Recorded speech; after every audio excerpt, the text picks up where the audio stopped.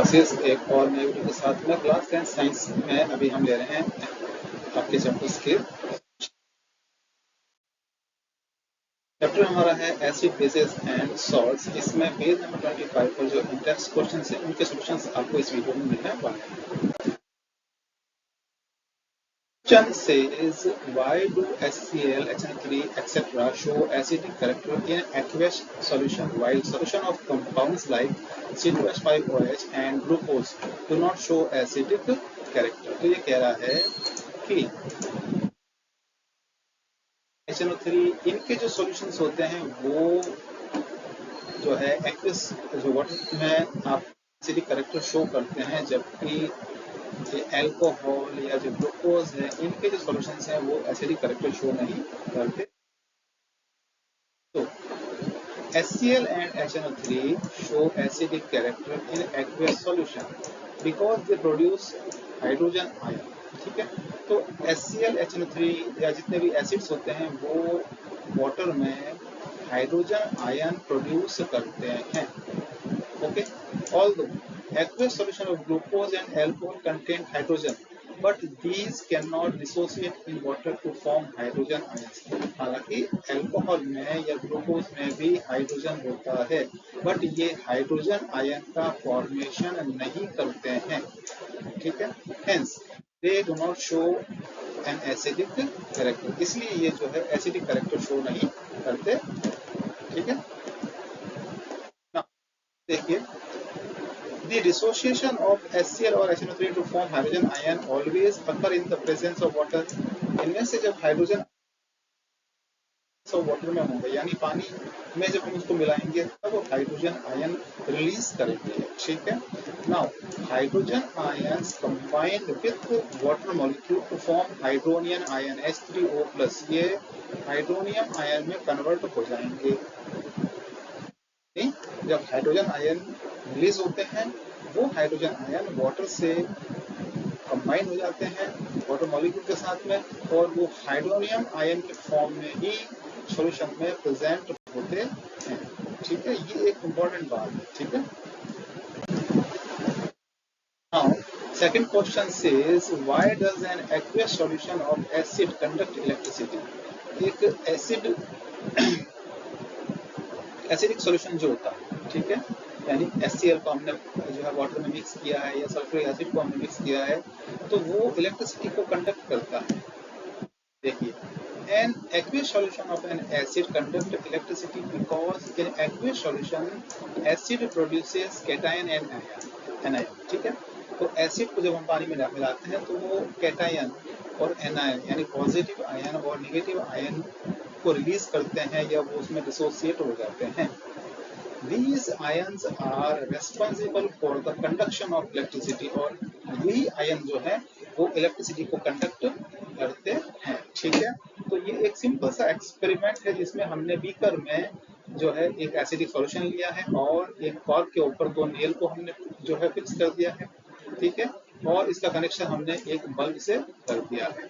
जब हम इसमें एसिड पोर करते हैं, स्विच को यहाँ पर ऑन कर देते हैं तो ये बल्ब जो है वो जलने लग जाता है। इसका मतलब ये हुआ कि ये नेल्स आपस में दूर दूर कनेक्टेड नहीं है, बट इस सॉल्यूशन के एसिडिक सॉल्यूशन के कारण से इनमें इलेक्ट्रिसिटी का कंडक्शन हो रहा है और एक कंप्लीट सर्किट बन जाता है जिससे वो बल्ब जो है वो जलने लग जाता है।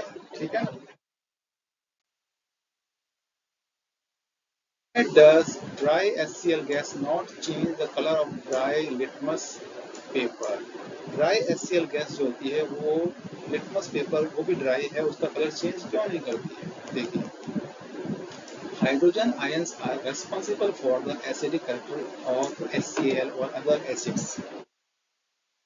कि एसिडिक कैरेक्टर के लिए हाइड्रोजन आयन होना जरूरी है। ठीक है,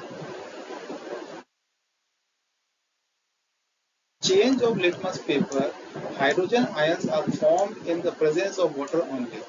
अब हम ये जानते हैं कि हाइड्रोजन आयन का फॉर्मेशन कब होगा, पानी में होगा। जब आप उस एसिड को पानी में मिलाओगे तो हाइड्रोजन आयन रिलीज होंगे, और हाइड्रोजन आयन रिलीज होंगे तो एसिडिक कैरेक्टर होगा।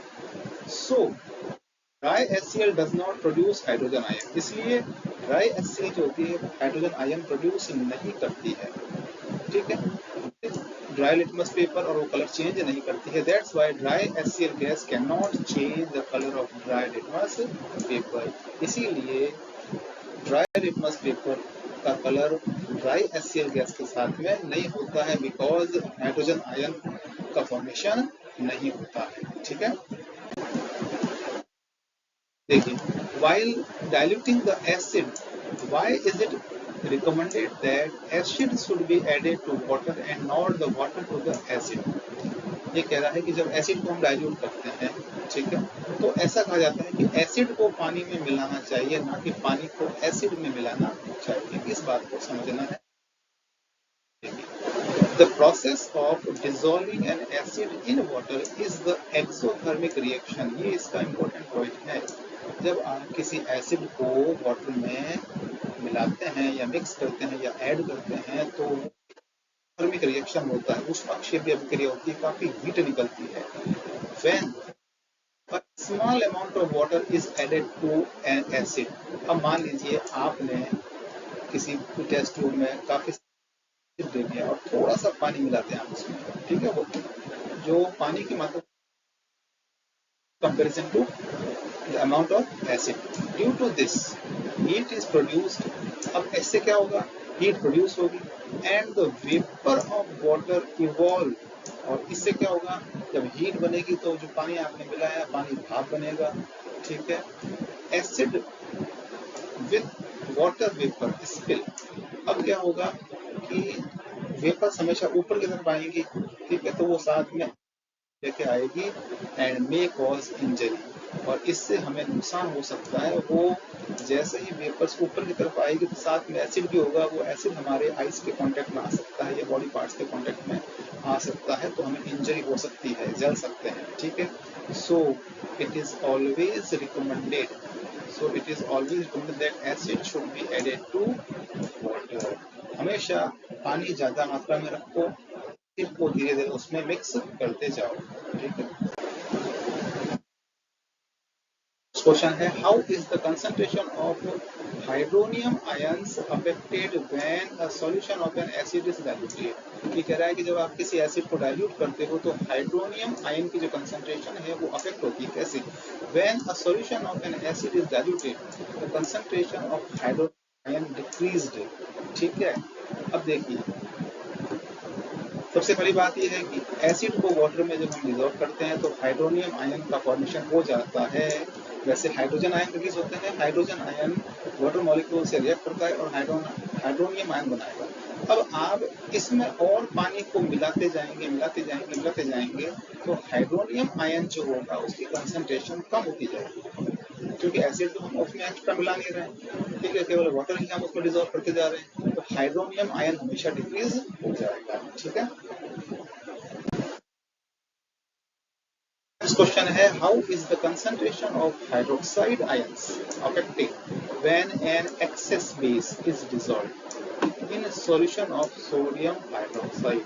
मान लीजिए सोडियम हाइड्रोक्साइड का सॉल्यूशन है, ठीक है, उसमें आप और को मिलाते हैं तो हाइड्रोक्साइड आयन जो होते हैं, OH आयन जो होते हैं, उनकी कंसंट्रेशन में क्या इफेक्ट होता है। सिंपल सा है, when the excess base is dissolved in solution of sodium hydroxide the concentration of hydroxide, क्योंकि जैसे जैसे आप बेस मिलाओगे तो बेस में क्या होता है, हाइड्रोक्साइड आयंस होते हैं, और हाइड्रोक्साइड आयन की कंसंट्रेशन बढ़ती जाएगी और बढ़ती जाएगी। ठीक है, ये इसका आंसर है, काफी वो सिंपल सा आंसर है। ठीक है,